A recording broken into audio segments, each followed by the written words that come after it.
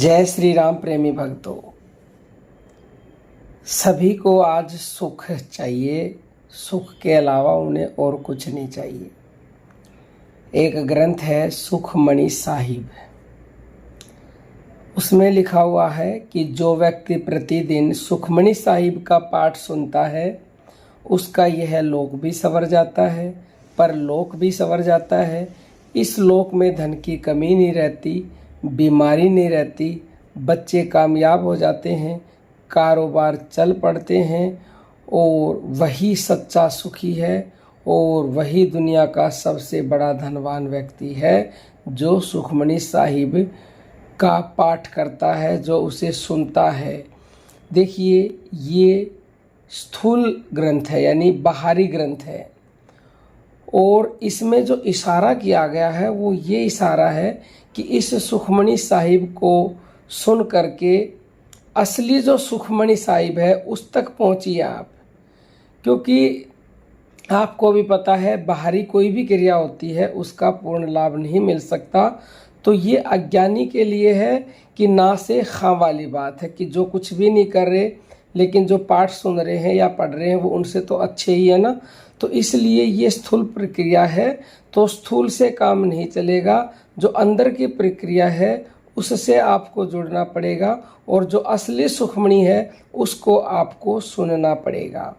अब आपको हम ये बता दें कि असली सुखमणि क्या है। पहले सुखमणि का अर्थ समझ लो। सुखमणि यानी कि जो सुख की मणि है, जो सुख ही सुख देती है, दुख का जहाँ लवलेश मात्र भी नहीं है उसे सुखमणि कहते हैं।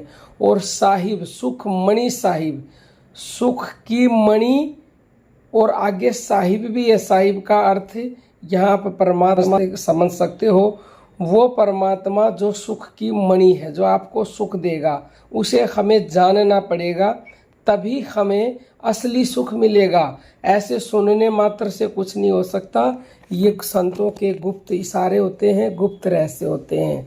तो असली सुखमणि क्या है उसे जानते हैं, जो कि जीवित सुखमणि है और आपके पास ही है लेकिन आप जानते नहीं हो, उसे भूले हुए हो।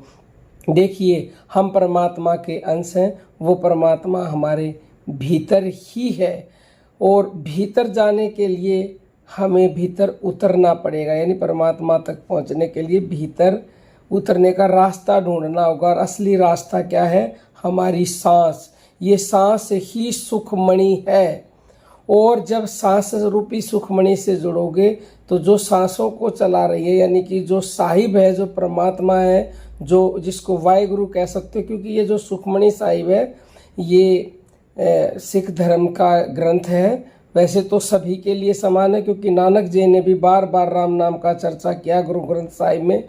तो वो कौन से राम नाम का करे? वो राम नाम जो हर जगह व्यापक है पर नज़र आता नहीं और योग साधन के बिना कोई उसे पाता नहीं।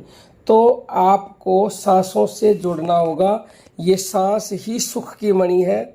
यानी कि जब हम अंदर सांस ले रहे हैं तो हमें ये महसूस होना चाहिए कि परमात्मा हमारे साथ है और जब बाहर सांस जाती है तो वो सांस कह रही है कि सब कुछ मुझ पर समर्पित कर दो। यानी परमात्मा कह रहे मैं तेरे साथ हूँ, तू डर मत, तू बस मुझ पे भरोसा कर और सब कुछ मेरे हवाले कर दे, मुझ पर सौंप दे, मैं तेरे जीवन की बागडोर संभाल लूँगा।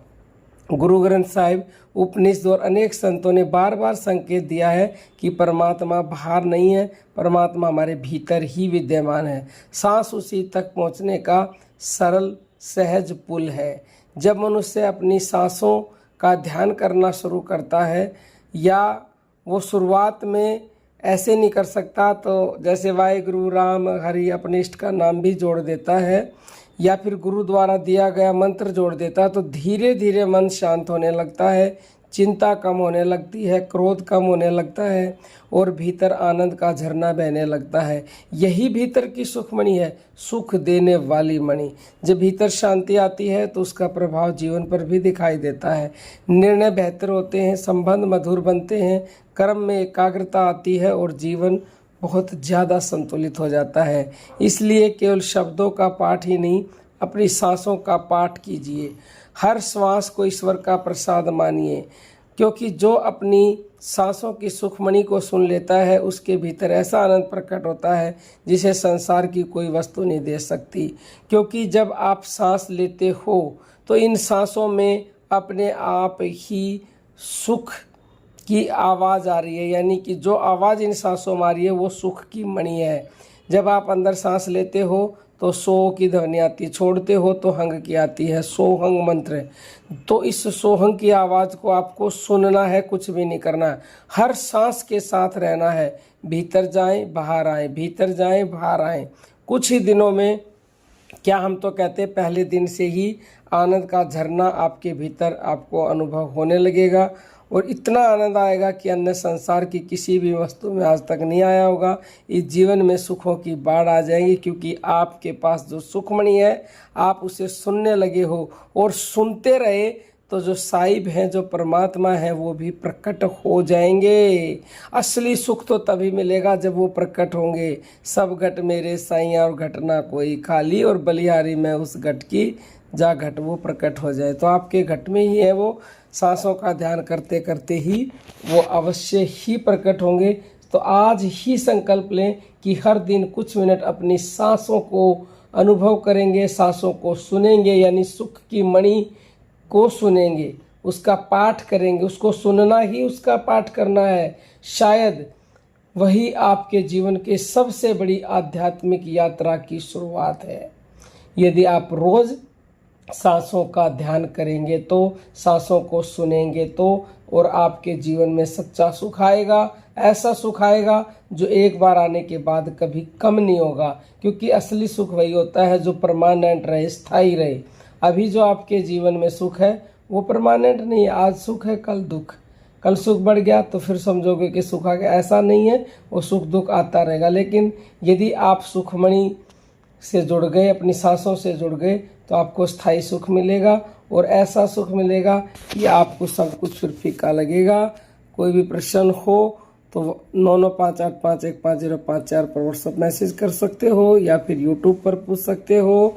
और आपको ये जानकारी कैसी लगी कमेंट करके अवश्य बताइएगा, और लोगों के पास भी इसे साझा करिएगा, क्योंकि ये परम सेवा का काम है। अब हम अपनी वाणी को विराम देते हैं। जय जय श्री राम।